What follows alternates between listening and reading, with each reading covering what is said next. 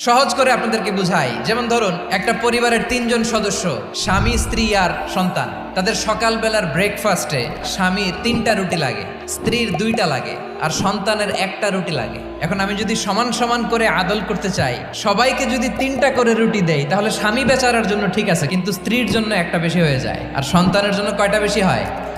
আচ্ছা, 2টা করে যদি সবাই রে দেয় সমান সমান নীতিতে, তাহলে স্ত্রীর জন্য, স্ত্রী বেচারির জন্য ঠিক আছে, কিন্তু স্বামীর কয়টা কম পড়ে? আর সন্তানের বেশি হয়ে যায় কয়টা?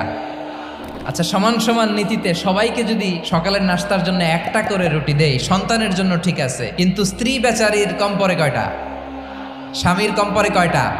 2টা। আর আমি যদি স্বামীকে দেই 3টা, স্ত্রীকে দেই 2টা, আর সন্তানকে দেই 1টা, তাহলে কারো অপচয় হবে না। যেখানে যার যতটুকু দরকার তাকে সেখানে ঠিক ততটুকু দিয়ে দেওয়ার নামই হচ্ছে আদল। আমরা বুঝতে পারলাম আল আদ শব্দের মানে হচ্ছে ইনসাফ বা সুবিচার বা ন্যায় বিচার।